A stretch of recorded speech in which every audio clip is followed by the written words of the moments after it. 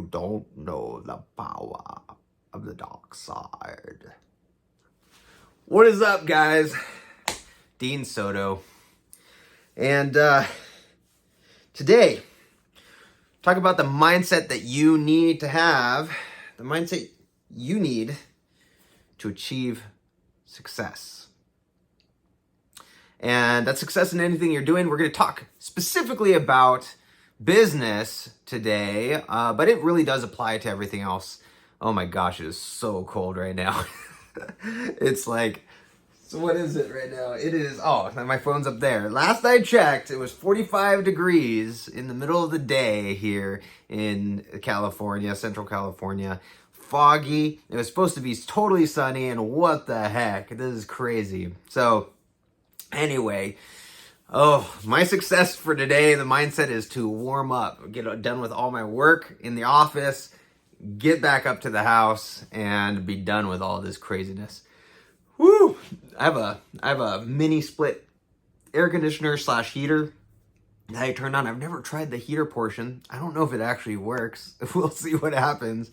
But it's not quite working quite yet. So, well, we'll see. Let's get into it.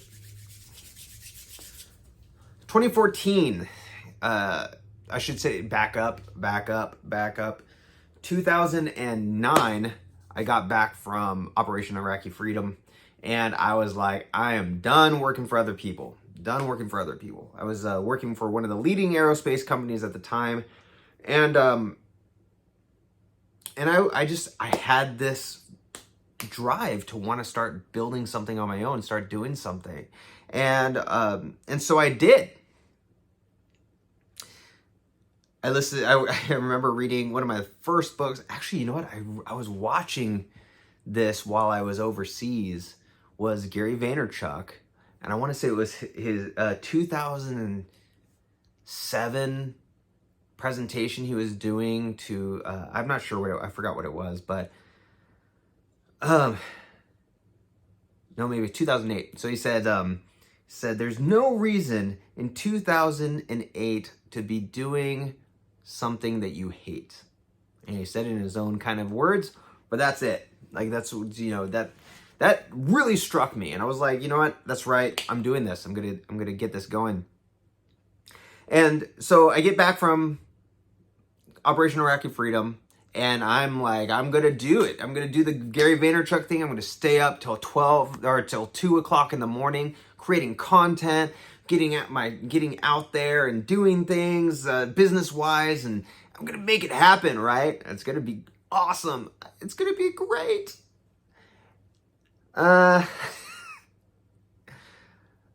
2 years later, I think I had made total profit in my business, total revenue in my business, like $900. Crazy, yeah. I still had my side job, I still had my full-time job, but I did not stop. I could not stop. I'm like, I'm gonna make this thing happen. And in the third year, I had met a designer friend of mine, Tanya, and so I was really good at outsourcing at the time. She was good at, so I was able to outsource designers and developers at the time. She was really good at design, and I was pretty good at sales by that time. And because of that, we would sell a website to people for like $5,000, $10,000 or more. Sell a website. She would design the website, actually create the design, and then I would outsource and get it all chopped up into CSS and HTML, and boom, the person would now have a website. And it was crazy. It was for the first, I would say, 3 years was extremely difficult. And to the point where I'm like, what the heck am I doing? It would be so much easier to just watch my shows that I used to watch, to just, listen to all music all day when I'm in the car and everything like that. And it would have been so, and then to be able to relax on the weekends and not think about work and not think about how am I going to get my next client and everything and so on. But, my wife wanted to stay at home. She had already made the jump to stay at home with our 2 kids at the time, and I had to do it, right?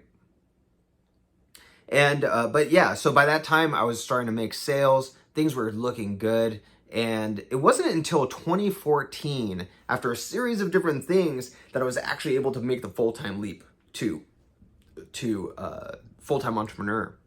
And even at that point, it was scary as crap. There was a point in that time where I think I had to my name like $7,000, and my mortgage and everything else was $8,000 to $9,000, living in Southern California at the time, and barely, because of learning how to do different things and always listening to podcasts, always listening to stuff. I ended up doing a campaign for something that we were doing, and that campaign over a weekend ended up doing $115,000 in sales, and I was able to bank about 40% of that, which was awesome, right? So all that being said, why am I telling that story? I'm telling that story because, anytime you're going to be doing anything, any type of success that you want is always going to come with a struggle of some sort. It can be emotional struggle, it could be financial struggle, it can be physical struggle, whatever it is. It's always going to come from something like that, with something like that. That being said, when there are certain things that you can do ahead of time to prepare yourself for that struggle, and to be able to have the right mindset when you're going into it. So first things first, knowing that if you want to be successful at something, you are going to have to do what most people are unwilling to do. Up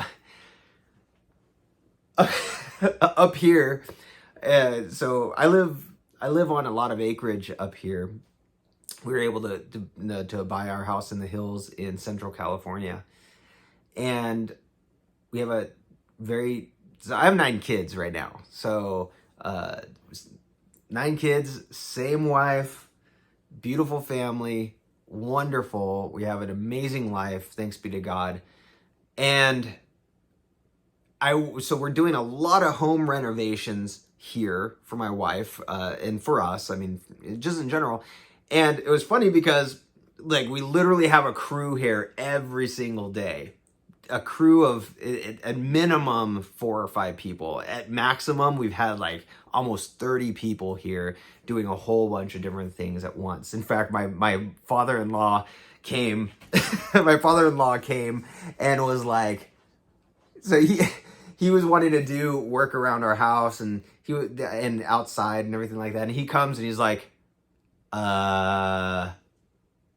this is really impressive.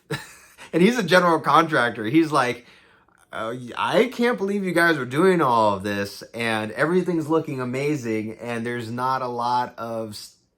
looks like there's not a lot of mistakes or anything like that. This is perfect. So yeah, it's there's a lot of stuff going around, but the reason why I bring that up is I'm always walking. We live on a homestead, so I'm checking on the dogs, I'm checking on the turkeys, the guinea fowl, the chickens, taking the dogs on a walk, going grabbing our excavator, doing stuff with the excavator. There's a lot of stuff going on, okay? And so I'm always walking around, and one of the workers, cool guy, he says to me as I'm walking back to the house, he says, "You're always listening to podcasts and stuff, aren't you?" And this is months. This is like after a few months of him seeing me. And I'm like, yeah, I mean, how else do you expect to be successful, right?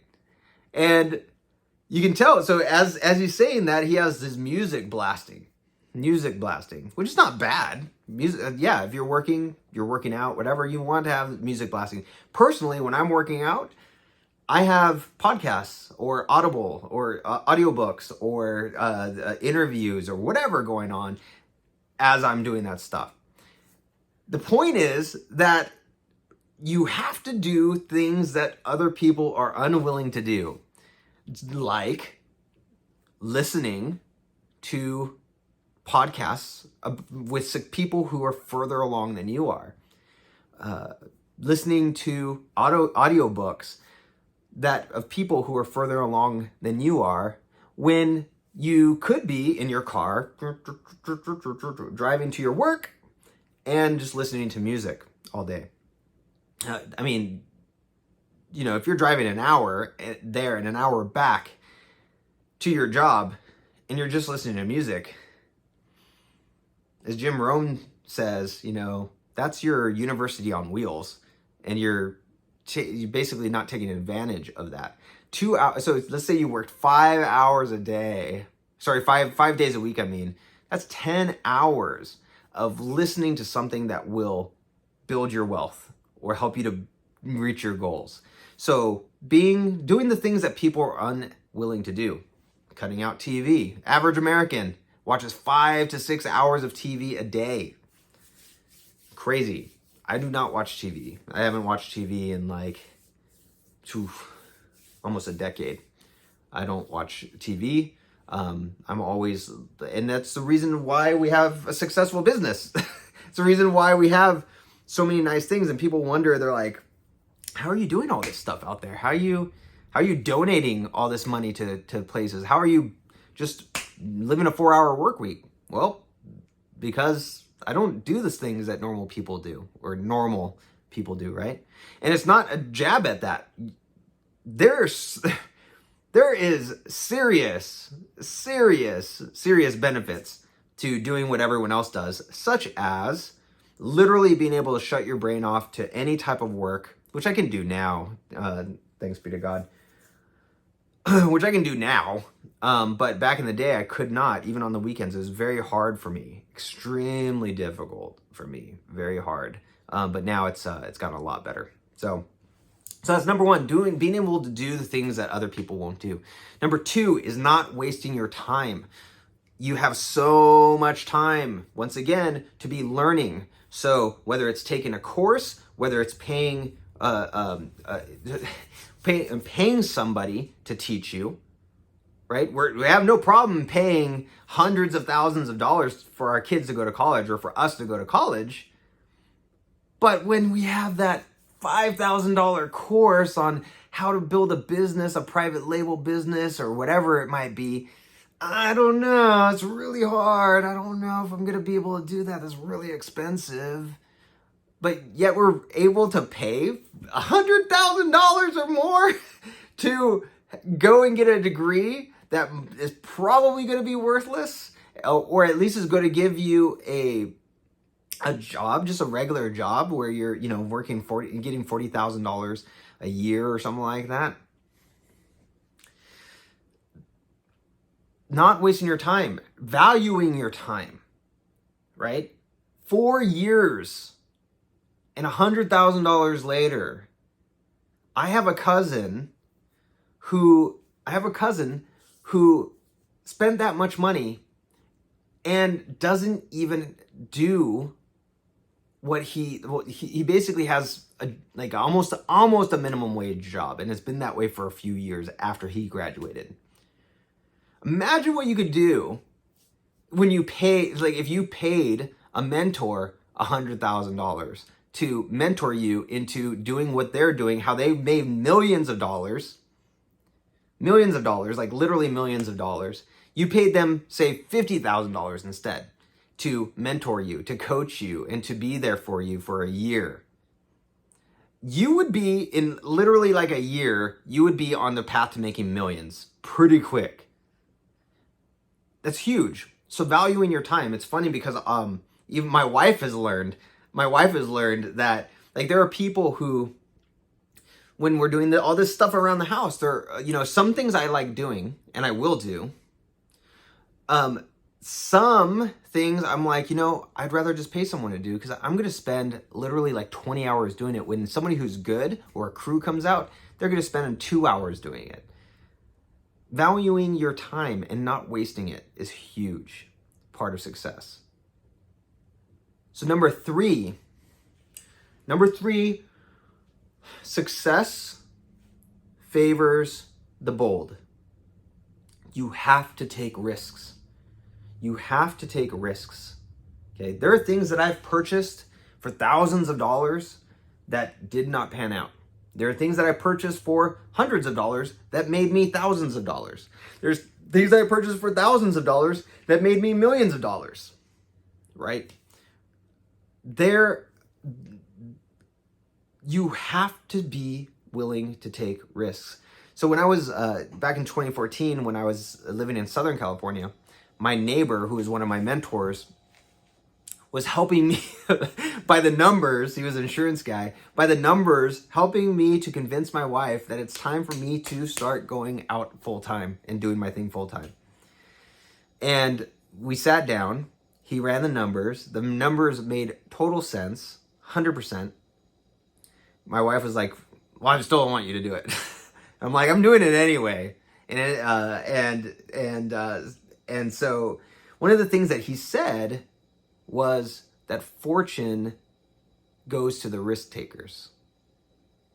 No matter what, you are always taking a risk.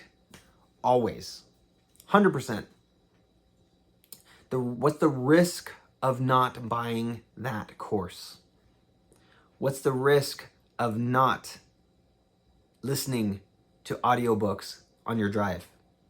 What's the risk of not paying a mentor to guide you in something? What is the risk of not doing what others do not want to do? Or do, wait, that didn't work. That didn't make sense. What's the risk of not doing the things that others do? Yeah. So if others want to go eat fast food, you go eat organic. Others want to listen to the radio, you listen to audiobooks. That's what I'm trying to say. Okay. What is the risk? Either way is risky. It's all risk. All risk. The risk of doing what everyone else does, you live your normal everyday life, and when the market goes up, great. If the market crashes, there goes your house, everything like that. Your boss wants you to come in on the weekend, you come in on the weekend. You are stuck where you're at. You don't control your time, you don't control your wealth or anything like that, right? It's all risk.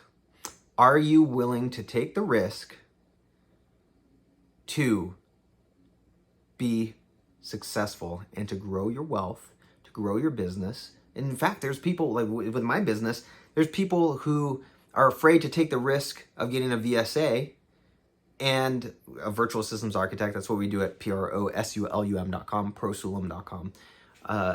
Because they're afraid, what am I going to do if I have so much time on my hands? No matter what, everything's risk. You have to account for what happens if I do nothing or if I do the same old thing. So those are the three things that'll help you to develop a mindset of success. Take risks. Take risks. Do the things that others won't do. And know that it's going to be difficult. Know that anytime you're going to do something worth doing, it's going to be difficult. It's all worth it though. 100%. All worth it. So this is Dean Soto, Freedom in 5 Minutes. Go check out freedomin5minutes.com. Go check out prosulum.com, prosulum.com. And I'll see you in the next Freedom in 5 Minutes video.